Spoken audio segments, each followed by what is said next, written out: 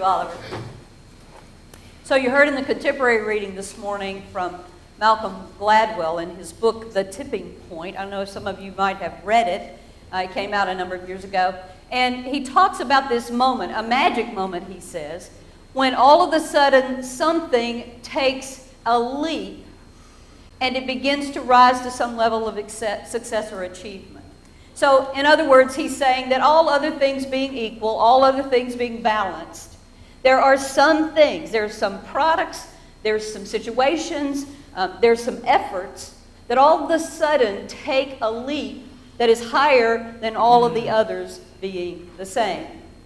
So Malcolm Gladwell talks about this in such a way that he says, what really happens is that all of a sudden just some little things make a big difference.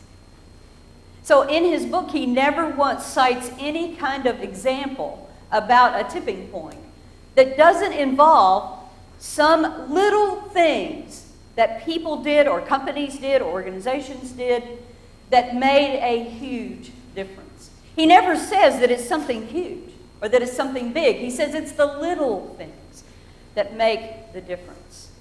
And he says the primary characteristic of a tipping point is that something becomes contagious. You heard it in the reading, like a child with the flu and then suddenly lots of people have the flu. Or when something happens and the crime rate goes down. But whatever the case, it is contagious. Now, I don't know about you, but it discourages me a little bit when I look at Christians, and I mean just in general, liberal, conservative, and everywhere in between, that the way of Jesus is not very contagious in our culture anymore. Why is that? Why is it that there's not those little things we do in the world every day that are the way of Jesus that cause it to be contagious in a larger sense? In fact, people are fleeing the notion of Jesus on a regular basis. Why is that? Why is fleeing more contagious than moving toward this way of Jesus? That's a decent question. And how can we be part of a tipping point that tells a very different story?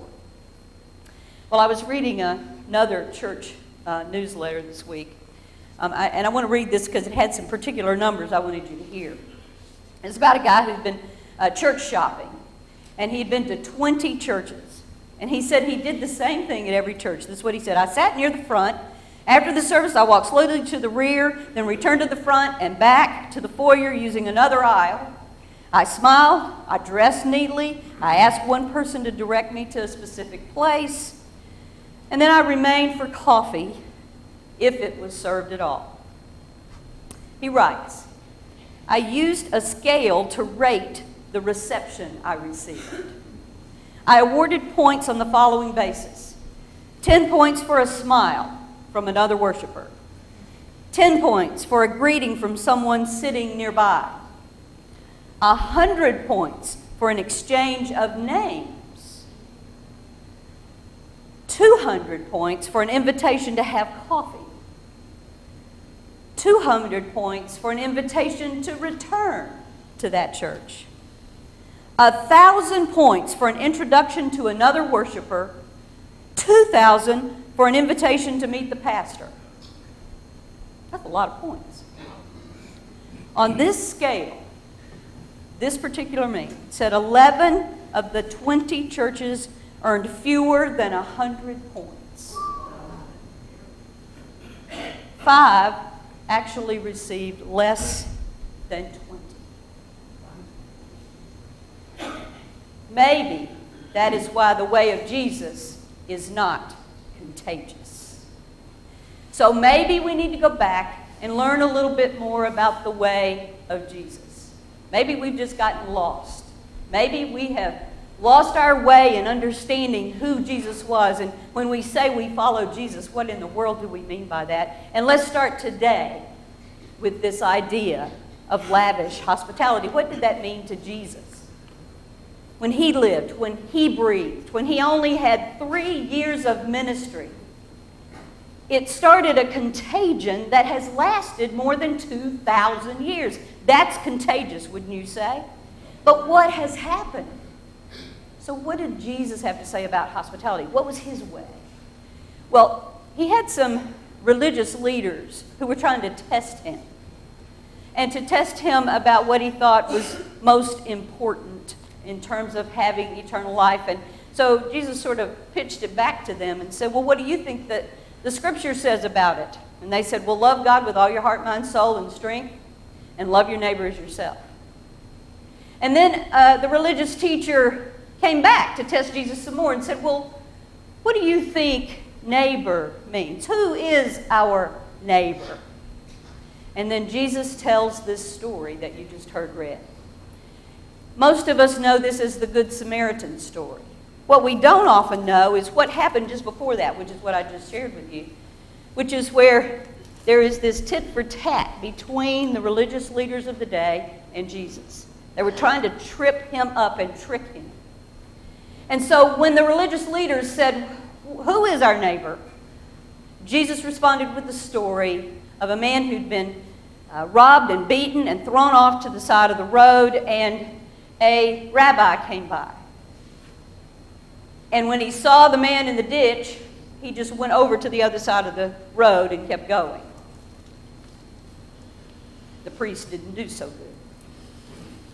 The second person that comes by is a Levite, who is also a Jew then. And when he sees the man, he just acts like he doesn't notice and he keeps going. And then along comes the third person, who is a Samaritan. Now, this is a person who is an outcast and a stranger to the Jews, to the Jewish people. Samaritans were not liked at all, and they were not thought highly of at all.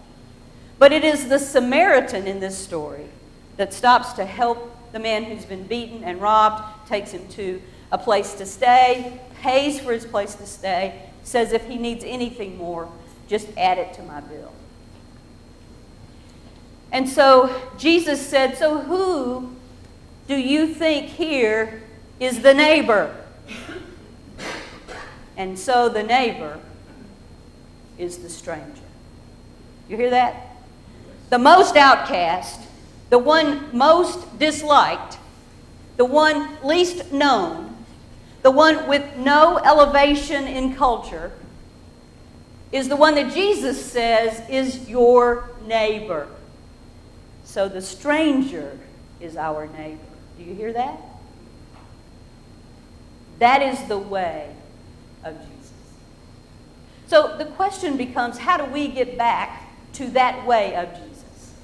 Well, as I was thinking about this and thinking about hospitality and lavish hospitality, it was impossible for me not to go back to some of my own roots, which are in the deep South. You know, I always say I'm from LA, Lower Alabama. So I grew up in a very, very small South Alabama town. But some of my fondest memories of that were all the things that happened on the front porch. So in Southern culture, the front porch is a major piece of hospitality, because here's what's true. If you walk by someone's house and you see them sitting on their front porch, you know there is an open invitation to come and sit on the front porch with them. You also know that when you get to the front porch to sit with them in a rocker, that you're going to get some iced tea to go along with it. Or as we would say, sweet tea. One word, sweet tea. So there is this sort of understanding that there is open welcome. Another thing about the front porch that I remember as a child, I was an only child, and so I would spend hours sitting in the swing that was hanging from the rafters of this huge front porch we had where I grew up. And my favorite game in the swing was to take hold of those big chains that held it up and squeeze them, and it would flip me upside down in the swing. And I would just spend all this time upside down and noticing how different the porch and everything around me looked because I was upside down in the swing. So the front porch was a wonderful place. The other thing is that at night, I remember all of family and friends, my grandparents on both sides, sitting on the porch, shelling butter beans and peas, and eating homemade ice cream. And I remember that this was the place that while we were laboring together with the beans and the peas, and while we were enjoying ice cream, our elders, my grandparents, would tell stories. And in those stories, we would laugh and laugh and laugh, and in those stories, we would glean wisdom. So I think there's something about this front porch that might help us with lavish hospitality. Let's review that. If you're sitting on the front porch, you're available for someone to drop in. Now here, what does that look like? It means that in the morning, on Sunday morning, if we want to be hospitable to guests, then we need to show up early and be on our front porch so people know they can drop by. Amen. Amen. We need to be present, not just show up in your body. Be all the way here. Be present. Be noticing. Be prepared. Be ready. Because when you sit on the front porch, people know that it's okay to drop in. Then what about the iced tea? Or maybe it's a cup of coffee. But are we ready for that? Are we ready to prepare and be here so that when someone passes by, they know it's okay to come in? On the front porch, when you turn upside down in the swing, you get a different perspective. You see things differently. I want to invite you, in the spirit of Jesus hospitality, lavish hospitality, to turn yourself upside down some Sundays in the swing. And imagine what it's like for a brand new person. Imagine what it's like to walk in a room where most everyone knows each other, but they do not. Imagine what it's like to have no clue what's about to happen. Imagine what it's like to not be sure how you will behave or whether anyone will even notice you. Or what about people who've been away for a while and come back? Can you put yourself in their shoes, a different perspective? Turn yourself upside down. What was it like for them to come back and to come back into the room? That is a place where Jesus says, go out of your way to see it differently. Be a Samaritan. Be someone who sees what's happening right in front of you. Not just what's happening to you, but what's happening for someone else. And then there's the shelling butter beans and peas and eating homemade ice cream. Remember cranking the ice cream? I was so happy when the electric ice cream maker came along. Amen. Because the kids became the crankers, right? Well, see what we did on the front porch when we were shelling butter beans and peas is that we were laboring together. We were working together. And in that case, we were working together so we would all have fresh food to eat. It had been picked from the fields, and now we were shelling it, and then later somebody was going to put it into cans and into jars and to prepare it for us down the road. But in the labor, we were telling stories. You see how that works?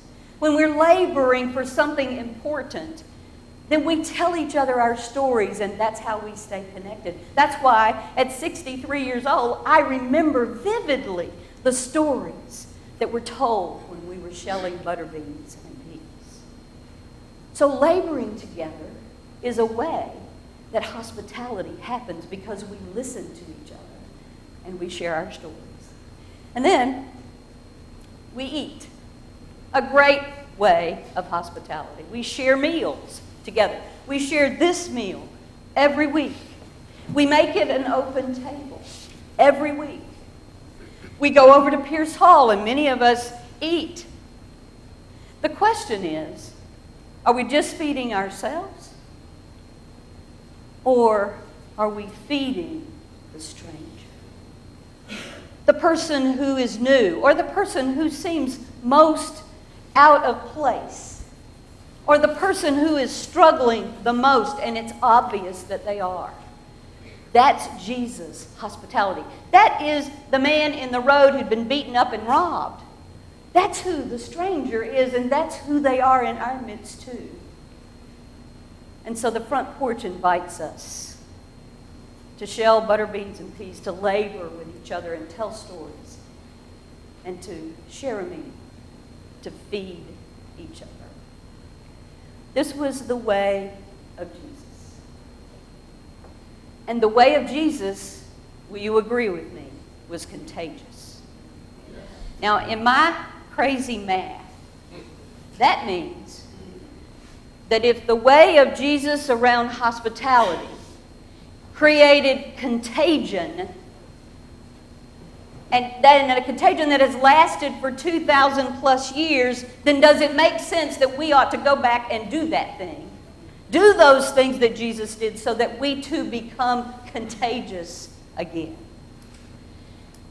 The bottom line is, I'm going to go back to this because I've said it every week in this series. Jesus lived in a we culture, not a me culture. Our tendency is to think way too much about ourselves and not nearly enough about each other that are in the room and all the ones who have not yet come. So in this we culture of Jesus, hospitality meant the art of offering friendship to a stranger. The art of offering friendship to a stranger.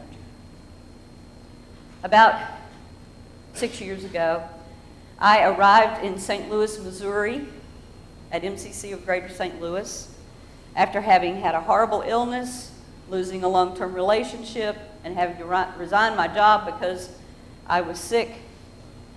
So my life was pretty rocky. But when I got there, I was determined that this was the moment I had to turn that around. There were two people in that church. Their names are Deborah and Carrie. They've actually been here a couple of times already to our church. And they just basically kind of adopted me. They would just say, come by anytime. It was like the front porch, even though they didn't have a front porch. And if I did show up, there was always either a turkey sandwich waiting or a glass of wine waiting. God knows those were days that, yeah, I needed it. There was always time just to sit and talk. There was always time to sit around their kitchen table and just let me say whatever I needed to say. And if I needed to stay overnight, just because I needed to, they had a big bag that had my sheets and pillow and covering, a toothbrush. They even asked me to bring a pair of pajamas so they'd be in the big bag if I needed to stay. They took me in, and I was a stranger to them. They didn't know me, but they didn't have to know me to offer me friendship. They showed me the art of giving friendship to a stranger. That's what I'm talking about. And I believe with all my heart that that can be the tipping point. Giving friendship to a stranger. It is an art. It's not a task. It's an art. And an art that was the way of Jesus. May we be the way of Jesus. And may it be so contagious we won't even know what happened. That is my prayer. Amen. Amen.